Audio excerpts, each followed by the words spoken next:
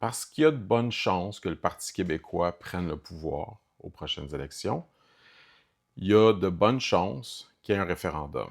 Et on peut dire que la machine fédérale a déjà commencé à faire la même affaire illégale qu'elle a faite au niveau du scandale des commandites. Le scandale des commandites, pour le résumer, après 1995, qui était très serré, le fédéral a commencé à faire des publicités au Québec qui visaient à promouvoir l'idée de l'unité canadienne. Et donc, c'était... la raison pour laquelle ça s'appelle le scandale des commandites, c'est parce que dans la façon que les contrats ont été octroyés, on a vu beaucoup de problématiques, puis de corruption, puis tout ça. Mais la problématique de base, c'est qu'il y a eu une campagne publicitaire faite avec les fonds fédéraux pour promouvoir l'unité canadienne au Québec. Autrement dit, c'est un peu comme si les libéraux avaient utilisé, parce que c'était les libéraux qui étaient au pouvoir à l'époque, avaient utilisé les fonds pour promouvoir leur idée. Donc, quand tu es un parti au pouvoir et que tu gères le pays, tu peux pas utiliser les fonds du public pour faire une promotion des idées de ta propre plateforme. Tu comprends? Et donc, il y avait un gros conflit d'éthique qui a été évidemment démontré devant des juges et tout ça. Et donc, on a appelé ça le scandale des commandites à cause que les preuves au niveau de l'octroi, de comment les contrats ont été octroyés étaient les plus accablantes. Mais le problème de fond, c'est celui d'utiliser les fonds des contribuables pour convaincre que la souveraineté est une mauvaise idée. Et donc, c'est une forme de campagne référendaire après le résultat serré.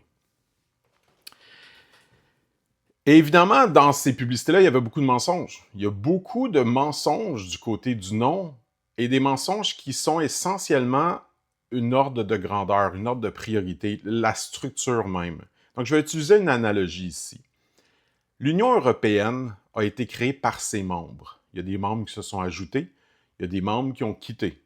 D'ailleurs, c'est important, en parenthèse, de mentionner que le Royaume-Uni a quitté l'Union européenne et que dans l'anglosphère, il y a vraiment du deux poids, deux mesures sur comment les Royaumes-Unis, qui en plus eux-mêmes, tu sais, il y a des Irlandais souverainistes, etc., et donc comment dans leur culture, c'est correct d'être souverain, et d'ailleurs, c'est correct pour le Canada de parler de sa souveraineté par rapport aux États-Unis, et donc la souveraineté des Royaumes-Unis par rapport à l'Union européenne est applaudie, tandis que la souveraineté québécoise est vue comme traîtresse, hypocrite, stupide, rétrograde, de droite, quand clairement les idées des souverainistes en général sont beaucoup plus à gauche.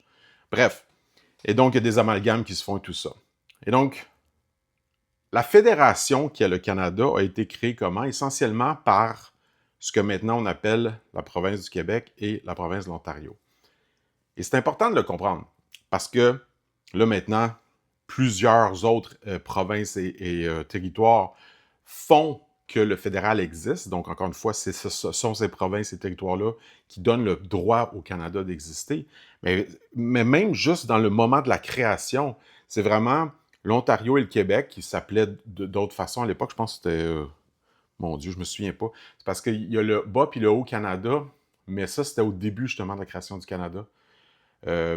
Bref, je ne suis pas sûr du détail du nom à ce moment-là, parce qu'il y a eu beaucoup de changements de nom, mais c'est pas vraiment important. On va dire Québec puis Ontario pour le mettre dans notre langage actuel, qui va porter moins à confusion.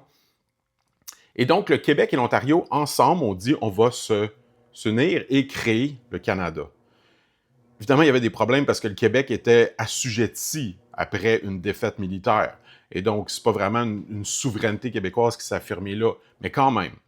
Donc, ce sont ces deux territoires-là qui, ensemble, ont décidé de créer le Canada, et non l'inverse. Et non le Canada qui existait de façon abstraite et qui a décidé de créer deux territoires. Et puis ça, c'est important à comprendre parce que, justement, c'est là qu'on voit comment les provinces... Pourquoi que, par exemple, la province du Québec comme membre fondateur du Canada a, par exemple, des différences au niveau... mon Dieu, comment ça s'appelle? Le Code civil est différent parce que, dans le fond, il y avait le Code français qui est resté, puis que par-dessus, s'est mis le Code anglais. Et donc, il y a des preuves qui sont encore là maintenant qui montrent de comment ça s'est créé, tout ça. Et on le voit aussi dans la façon que les villes sont créées, c'est-à-dire ce sont les provinces qui créent les villes.